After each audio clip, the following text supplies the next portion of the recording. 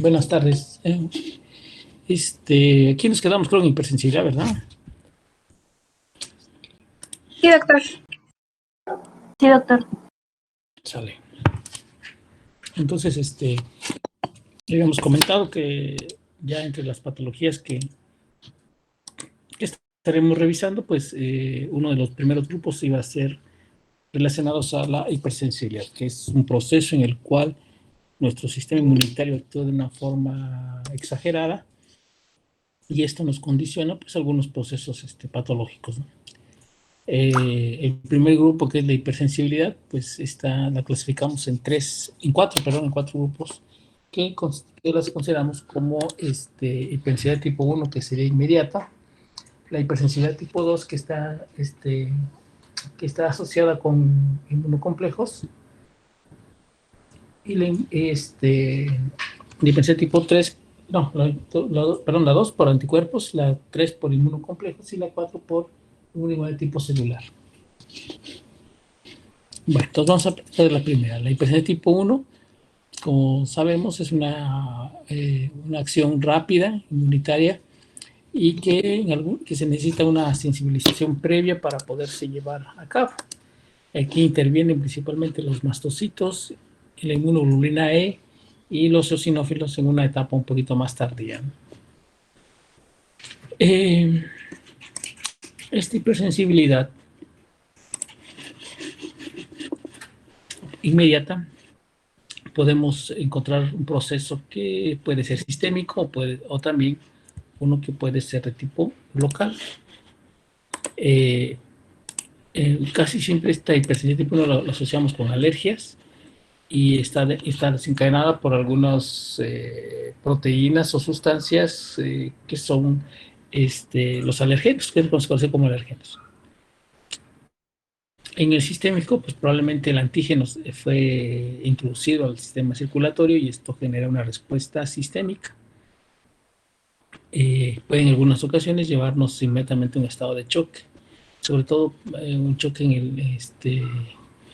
un estado de choque sistémico, ¿no? Y la reacción local, pues por lo general tuvo una vía de entrada digestiva, respiratoria, cutánea, y que nos lleva al proceso, ¿no? Entonces, podemos tener cuadros como la fiebre del heno, el asma bronquial, o alguna gastroenteritis de tipo alérgica. Si fuera, pueden haber alergias cutáneas, estas alergias cutáneas a veces se caracterizan por formar ronchas y darnos comezón, se llaman abones o urticaria, y en temporadas de primavera pues nos puede dar alteraciones en la nariz como una rinitis o ojos llorosos, irritados, y puede ser una alergia conjuntival. Entonces esas serían las acciones de tipo local, ¿no? Bien. Entonces, si hablamos de la hipersensibilidad tipo 1 a nivel local, nos hemos percatado que tiene dos fases, una reacción llamada inmediata y otra que se le va a considerar una fase tardía. En la reacción inmediata, pues como su nombre lo dice, se va a suceder en los primeros momentos de haber entrado en contacto con el alergeno, en los primeros minutos, y en unas cuantas horas va a desaparecer. ¿Qué es lo que sucede en este momento? Pues lo va a generar es un aumento del tamaño de los vasos sanguíneos, entonces hay una vasodilatación. Y ustedes recuerdan cuando hablamos de los cambios vasculares en la respuesta inflamatoria, pues también se acompañaba de un aumento de la permeabilidad vascular. Eso nos sugiere que parte del líquido del lecho vascular va a salir hacia los tejidos y nos condicionará un edema, por ejemplo. Y dependiendo de los mediadores químicos que se liberen, también podemos tener una contracción del músculo liso y en un momento determinado una estimulación de los epitelios para que produzcan o tengan una secreción mucosa mayor. Entonces, una secreción glandular, ¿no? Afecta a las glándulas principalmente. En la fase tardía se puede presentar de 2 horas a 24 horas después.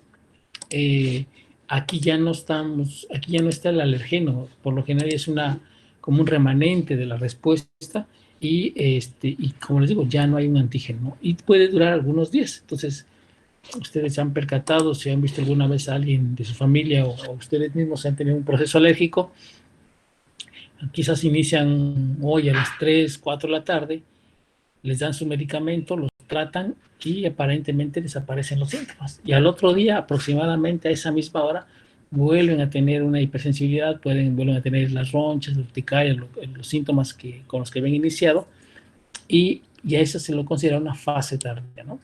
Aquí está más ligada o relacionada con las células de la respuesta inflamatoria que llegaron posterior a la respuesta inmediata, como serían los eosinófilos, los neutrófilos y el resto de células, como linfocitos TCD4, monocitos, macrófagos, todos estos llegarían posteriormente. También tienden a generar que, como se le dan varios mediadores químicos en la respuesta inmediata, estos mediadores químicos persistieron durante las siguientes 24 horas y algunas tienden a generar una destrucción de las células epiteliales de las mucosas. Entonces, también hay un daño celular posterior en la fase tardía. Aquí vemos la gráfica, vemos como de las 0 horas de que se entró en contacto con el antígeno se tiene una reacción intensa en los primeros minutos hasta la hora y ya desciende posteriormente. Y luego continúa con un incremento lento, pero constante, que llega a un clímax entre las 8 y 24 horas para que volvamos a mostrar los síntomas otra vez. En las fotografías del lado les muestran los vasos sanguíneos y las células que son responsables de la primera respuesta inmediata, que serían los mastocitos. Estos principalmente predominan en los vasos sanguíneos y en las fibras nerviosas. Entonces aquí ven un vaso sanguíneo congestionado y ven una gran cantidad de mastocitos.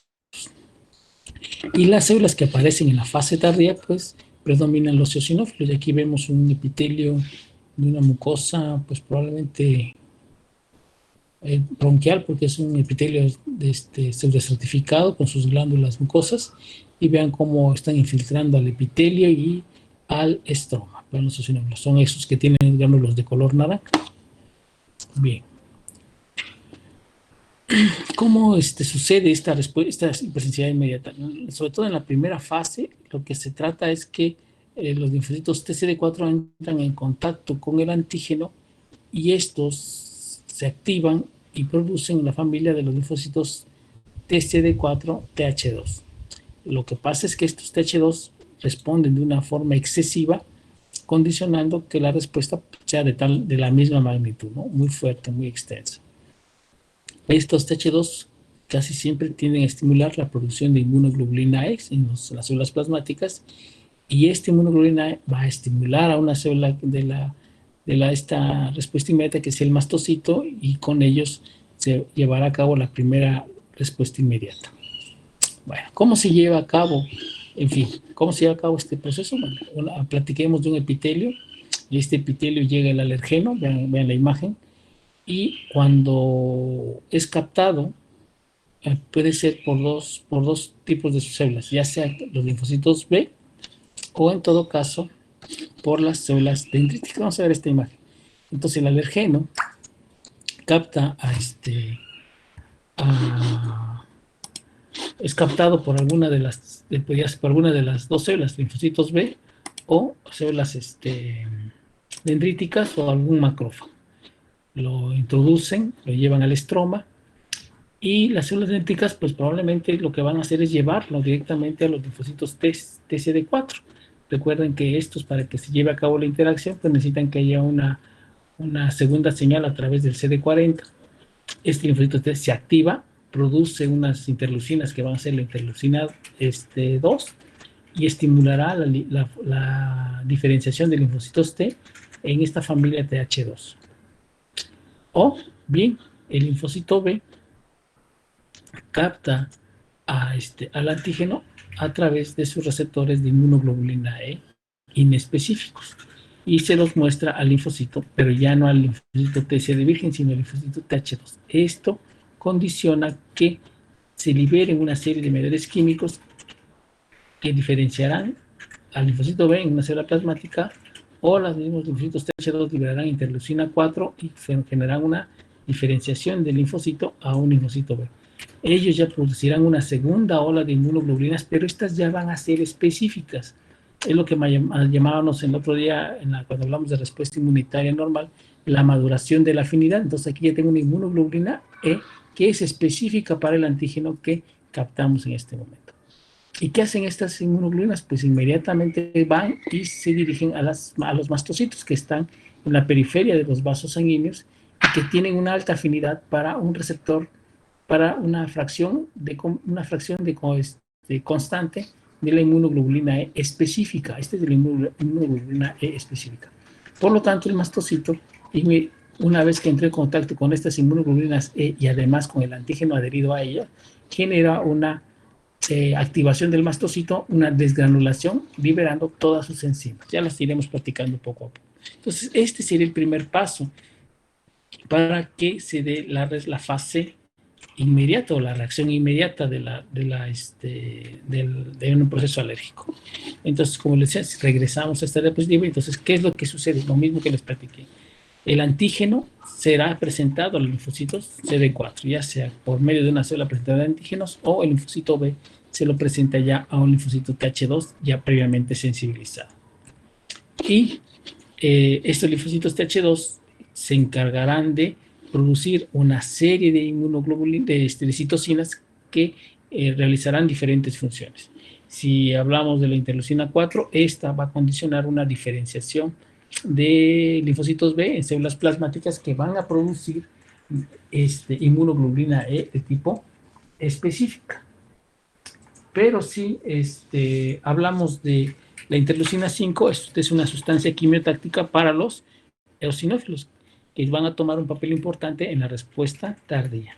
O si es la inmunoglobulina 13, pues esta lo que va a hacer es generar un aumento en la producción de inmunoglobulina E y en los epitelios condicionará que produzcan moco. Aquí está otro esquema, aquí también es un macrófago, o digo, una célula prendada de antígenos que va a llevar el alergeno a linfocitos T, va a estimular a linfocitos B, van a convertirse en células plasmáticas, liberarán inmunoglobulinas y activarán al mastocito para que libere sus diferentes mediadores químicos. Bueno, aquí está la interleucina 4 y sus funciones, te habían dicho. La interleucina 4, ¿quién la libera? Los TH2. Estos TH2 favorecen con esta interleucina producida la diferenciación a linfocitos B de clase de inmunoglobulinas. Esto se convierte en G en células plasmáticas que van a producir inmunoglobulina E específica o promoverán que se sigan produciendo, que los linfocitos mismos, que esta interleucina 4 también estimule nuevamente a los linfocitos TH2 para que se produzcan más de estos. La interleucina 5 es una quimiosina para la activación del eosinófilo y la interleucina 13 favorece la producción de inmunoglobulina E. ¿A quién va a estimular? Pues a las células plasmáticas de la clase inmunoglobulina E. Y además a los epitelios los estimula para que produzcan una mayor cantidad de moco. Bueno, entonces la siguiente célula después de la parte que hablamos pues es el mastocito. ¿Qué características tiene? Pues recordemos que es una célula que predomina en los tejidos conjuntivos, muy cerca de los vasos sanguíneos, de los nervios principalmente, ¿no? Tiene una gran cantidad de granos que los vamos a ver a continuación y que estos tienen muchas funciones, ¿no? Bueno, ¿cómo se lleva la estimulación del mastocito? Pues lo que les comentaba. Este mastocito, una vez que entre en contacto con la inmunoglobulina E, le digo, a través de este receptor específico que es el FC, lambda aquí está la imagen, no me acuerdo muy bien. FC epsilon RI, es que sería el específico para la inmunoglobulina E, ya previamente, con una maduración de la afinidad. Y cuando esta inmunoglobulina entra en contacto con el antígeno, pues se adhiere a él, y una vez adherido a él, ahora sí viaja al mastocito para que se una a ese receptor y favorezca la desgranulación del mastocito. Y va a liberar una serie de gránulos, aquellos que tienen histamina y proteasas, algunas van a producir fosfolípidos de membrana, como todos los metabolitos del ácido araquidónico, y algunas otras quimiosinas y citocinas. Bueno, entonces los gránulos o los medidores que va a producir son medidores ya preformados, los que ya están hechos, los que ya están contenidos en sus gránulos del mastocito, y son las aminas vasoactivas. ¿Quién es la histamina? En este caso serían la histamina y principalmente, y que tiene un efecto de aumento de la permeabilidad vascular y una contracción del músculo liso, ¿sí? Principalmente.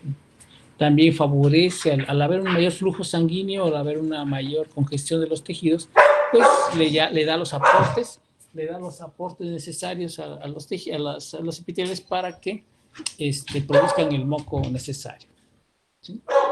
Luego produce enzimas, son enzimas neutras por lo general, como la quimasas y la triptasa, y estas tienen una acción más que todo sobre provocar un daño en los tejidos, y esto genera mayor edema y genera mayor acumulación de material mucoso por la muerte, por la destrucción de las células epiteliales. También genera, estas enzimas activan el sistema de cininas, que recuerden que produce bradicinina, que produce y esas brasininas a su vez estimulan el factor 12 de la cascada de coagulación, y al plasminógeno lo rompen para convertirlo en plasmina, y genere la ruptura del fibrinógeno para formar los fragmentos de fibrina. Entonces ahí se van generando otros caminos para su funcionalidad. Los proteoglucanos, pues principalmente la heparina, que es un anticoagulante y que solo sirve sobre todo para empaquetar a las enzimas y las aminas vasoactivas. Es como un pegamento, es como una sustancia donde se van a depositar estos mediadores preformados, y que la base va a ser los proteoglucanos. ¿Vale? Luego tenemos los mediadores lipídicos. Estos no están preformados, estos se van a formar en el momento en que se active el macrófago. Cuando la membrana entra en contacto con la inmunoglobulina E, se generan los campos necesarios donde se activa todos los metabolitos del ácido araquidónico y forman leucotrienos y prostaglandinas. Y entonces, ¿qué hacen los leucotrienos? Pues recuerden que genera contracción del músculo liso bronquial, por lo tanto hay broncoconstricción, aumenta la permeabilidad vascular, y principalmente las prostaglandinas también incrementan la permeabilidad vascular, y ¿cómo se llama? Y disminuyen la agregación plaquetaria, ¿no? También el factor activador de plaquetas. Todos estos se van formando posterior a la estimulación del mastocito. Otras citocinas que se producen son el factor de necrosis tumoral, la interleucina 2, la interleucina 1 y unas quimiosinas. Todas estas que van a hacer, pues simplemente van a activar la respuesta inflamatoria, van a ser quimioatrayentes para activación de los leucocitos. Estos viajen a través del vaso sanguíneo, lleguen al sitio de lesión e inicien su liberación de mediadores químicos, y por lo tanto se instala una respuesta inflamatoria. Esto ya lo habíamos comentado en las clases de inflamación. Está un poquito más clara la imagen, pues son los gránulos ya preformados, los que se van a generar una vez que se estimula la membrana plasmática, todos los metabolitos del ácido araquidónico, prostaglandinas y leucotrienos. Y algunas citocinas que se crearon en el retículo endoplásmico rugoso, que se van a encontrar sobre todo en la fase tardía.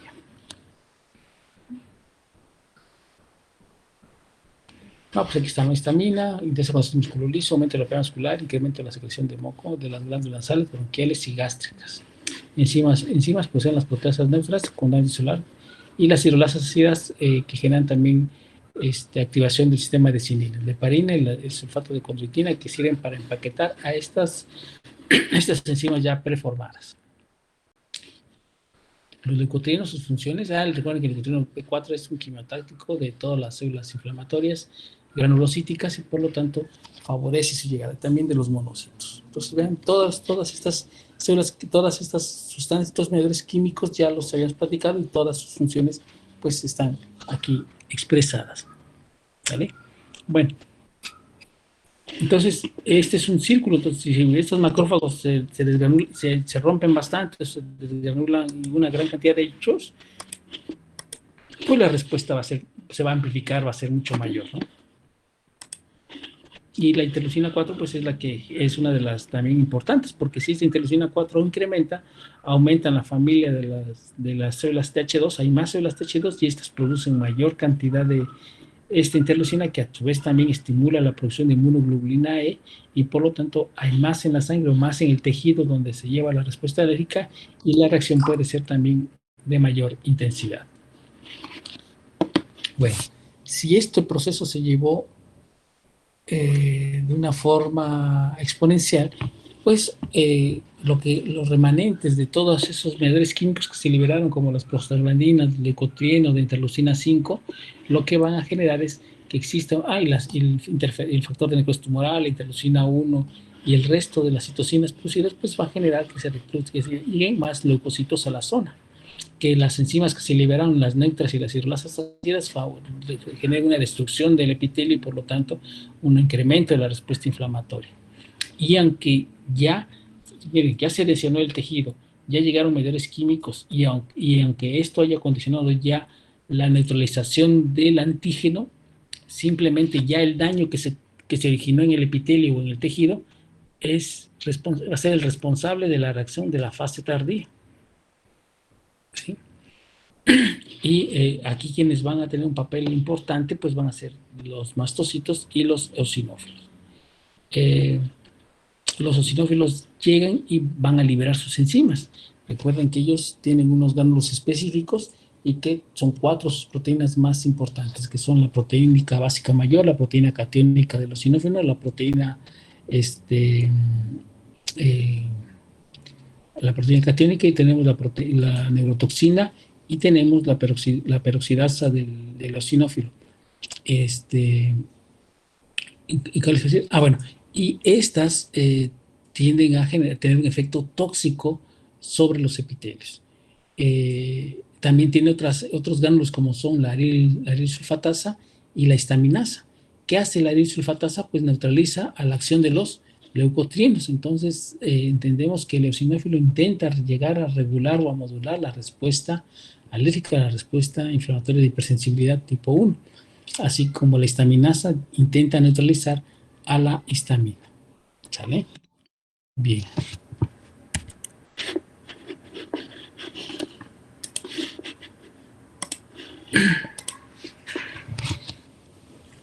Entonces, en estos pacientes se da todos estos cambios. Posteriormente, en esta fase tardía, ¿qué vamos a hacer con eso? ¿Cómo los vamos a manejar? En una etapa tardía, pues lo que se intenta es utilizar los corticoides de un sistema que son antiinflamatorios sistémicos, porque con esto estaríamos apagando a la fosfolipasa 2, y si apagamos a la fosfolipasa 2, pues ya no se producen ni prostaglandinas ni leucotrienos. Y con esto disminuimos la reacción inflamatoria y evitamos el mayor daño tisular, porque si ya en la fase inmediata generamos una destrucción del epitelio y estos productos de desecho quedaron en la zona, y si recordamos que nuestro sistema inmunitario reconoce sustancias de daño tisular, pues estaremos preservando la respuesta inflamatoria por varios días más y quizás incrementaríamos el daño. Entonces es importante iniciar con un corticoide de acción amplia, que es sistémico, para apagar la respuesta inflamatoria y reducir en lo posible el mayor daño, o sea, que no se dé un daño tan importante en los tejidos. Y en la reacción inmediata, pues como estamos viendo que los que están funcionando aquí son la histamina, principalmente, pues lo que se busca es un medicamento que disminuya la acción de la histamina. Entonces utilizamos principalmente antihistamínicos. Ahora, ¿quiénes pueden o cómo se condicionan este proceso de alergias?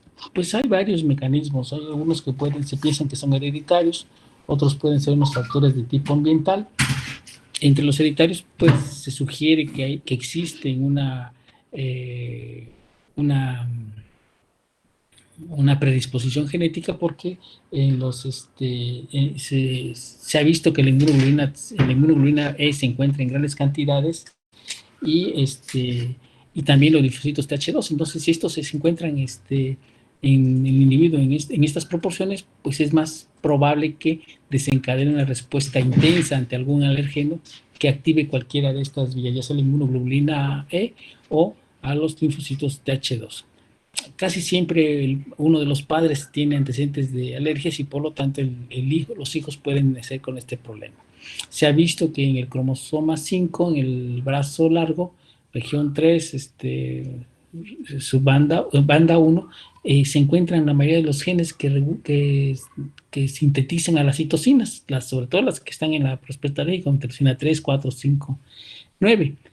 Y el factor estimulante de crecimiento de colonias, que granulomonocítica, que de aquí se origina el eosinófilo, de aquí se origina el basófilo y el mastocito, y por lo tanto son dos células que tienen un papel preponderante en esta respuesta inmediata. También se ha visto que hay algunos, que algunas de estas, algunas alteraciones se han encontrado en el cromosoma 6, también en el brazo corto, que está relacionado con los antígenos de histocompatibilidad. Entonces, hay algunos alelos que se han encontrado, se han visto, que permiten que algunos pacientes sean más sensibles a estas respuestas alérgicas. Entonces, hay factores, pues, y sí, es muy probablemente que exista un factor genético, ¿no? En cuestión de factores ambientales, pues se piensa que los contaminantes industriales son una causa de ellos. El hecho de convivir con animales ¿cómo les puedo decir? Que el tipo de proteínas que producen o sus productos, sus secreciones, pueden ser, pueden generar una hipersensibilidad, una reacción más intensa en algunas personas, pues también pudieran estar condicionando estas alergias, ¿no?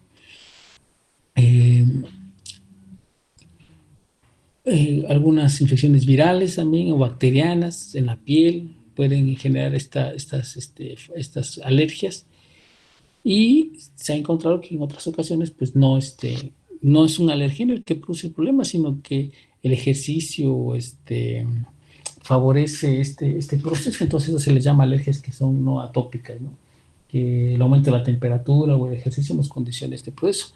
Algo que se me había olvidado comentarles de los mastocitos es que cuando se activan los mastocitos hay muchos factores, y eso se me olvidó, aparte de los que son por la inmunoglobulina E, también pueden ser estimulados por el hacer ejercicio, por ejemplo. Puede condicionarnos que se activen los mastocitos. Puede también ser la temperatura.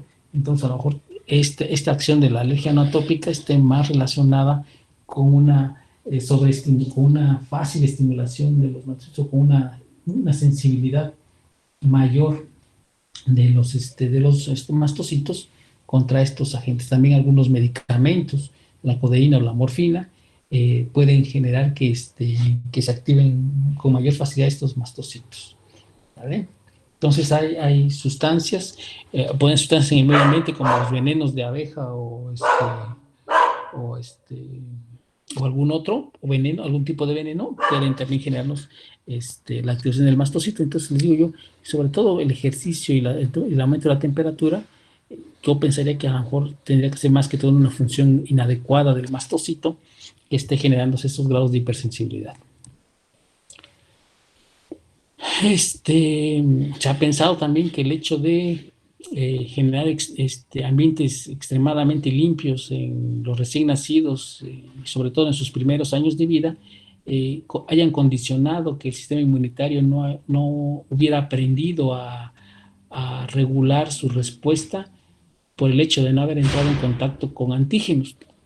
De esto se ha estado hablando bastante en Europa, y se han visto esa diferencia, y de alguna ya lo están realmente comprobando.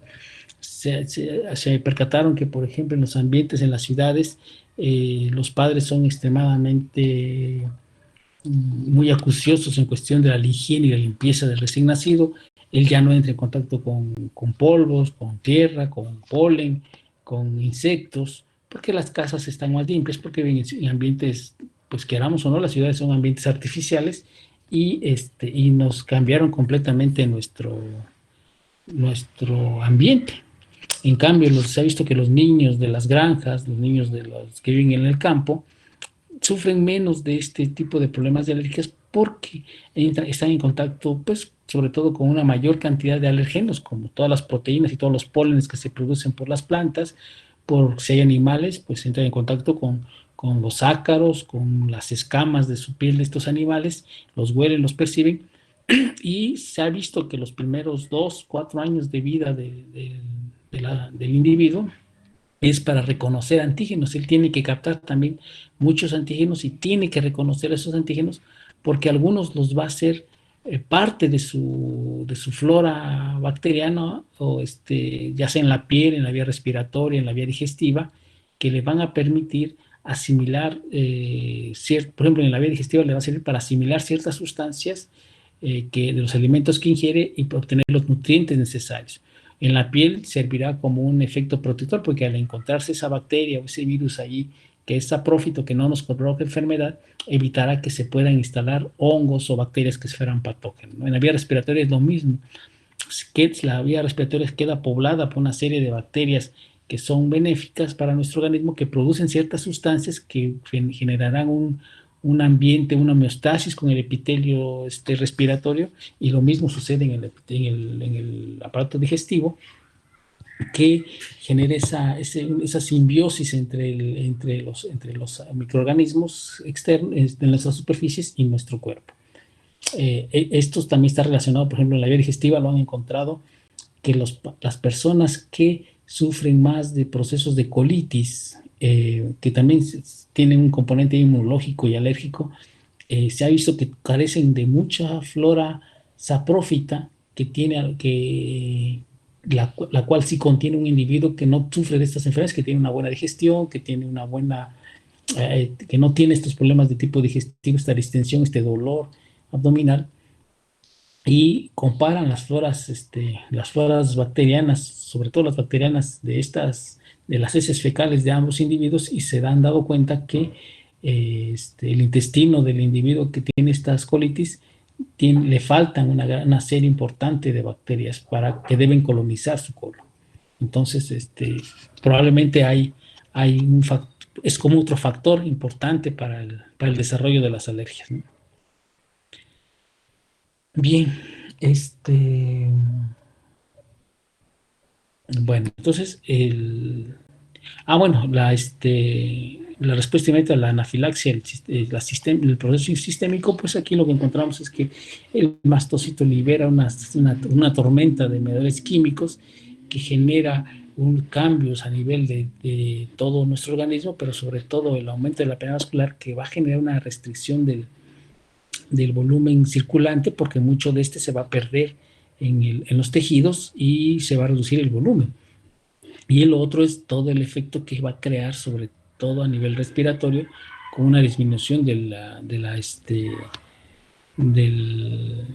flujo de oxígeno, generando en algunos tejidos hipoxias, y que se van a acrecentar porque al haber menor flujo sanguíneo, pues también eso acrecenta más la hipoxia. Fluye la sangre más lentamente, está más deshidratado el individuo, y esto se conjuga para poner en graves aprietos a la persona que está sufriendo una crisis anafiláctica. ¿Sale? Bien. Bueno, cuando se da esto, pues puede iniciar con pruritos, con urticaria, con eritema cutáneo, comezón, y se dan edema, en la vía respiratoria se va a dar un edema de la mucosa, por la vasodilatación y por el daño a nivel del epitelio. Se puede cerrar la vía, y esto genera una disminución del flujo de aire y por lo tanto de la oxigenación. En el abdomen puede generarnos vómito, dolor abdominal, distensión, diarrea, y entonces son todas las sintomatologías que presentan estos pacientes con una reacción alérgica sistémica o anafiláctica. ¿Sale? Bueno. Bien. Bueno, entonces, ¿hasta aquí alguna pregunta? ¿No? Doctor, desconozco si ya lo mencionas que mi internet se fue. ¿Por qué se pueden desarrollar alergias que no se tenían desde pequeño? Por ejemplo, mi hermana antes, yo me acuerdo que no era alérgica a los camarones, y hace un par de años se volvió alérgica a ellos. ¿Esto a qué se debe? Bueno, habría que ver si no no necesariamente sea el camarón, sino que recordemos que actualmente este tipo de alimentos ya están congelados por lo menos un año. y no vaya a ser que alguno de los preservantes que se utilizan para conservar estos productos sea en real el causal de la alergia, ¿no? O sea, habría que, cuando, por ejemplo, no has sido alérgico a algo, a alguna sustancia que la habías comido con anterioridad, habría que ver si no tiene algún agregante o o los alimentos estaban contaminados, porque hay veces que puede haber alimentos que se contaminan con algunos hongos y estos, claro, no son visibles, no los vemos, no es una contaminación evidente, sino que hay pequeños residuos de estos hongos y alguien es más sensible a la proteína de estos microorganismos y por lo tanto reacciona. Quizás con tu hermana habría que ver esto, si no en realidad, o sea, probar con las proteínas del camarón si realmente reacciona contra ellos, y si no lo hace, quiere decir que entonces debe ser alguno de los preservantes que se les están dando a los alimentos. Ok, gracias. ¿Sí?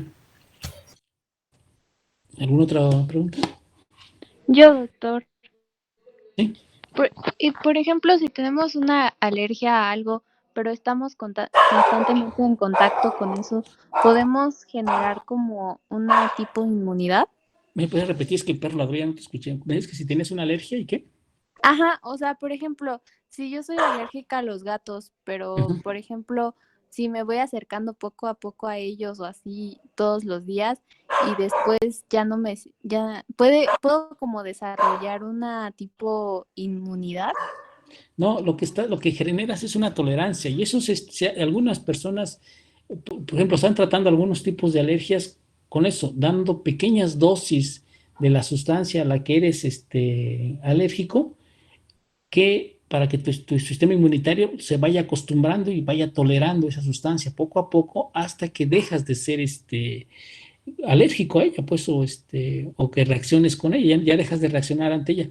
Sí se hace, sobre todo con los alimentos, algunas personas que, sobre todo que hacen reacciones con los cacahuates, algunos médicos intentan el tratamiento a base de iniciar con la proteína del cacahuate, que es la alérgica, a microdosis, a dosis mínimas, muy pequeñas, muy pequeñas, y van viendo su respuesta y poco a poco y le van incrementando a través de los años, a través de los meses, hasta que lleguen a una dosis que pueda ser que la tolere y que a lo mejor ya equivale a comer sin cacahuates, una cosa así, y logran que haga ese sistema inmunitario una tolerancia, que lo vamos a ver cuando hablemos de autoinmunidad y bueno, y de la misma inmunidad, cuando algunos mecanismos que tienen que regular ellos para evitar esas reacciones exageradas, existe ese mecanismo que se llama tolerancia y por ahí se busca algunas terapias para poder controlar algunos tipos de alergias.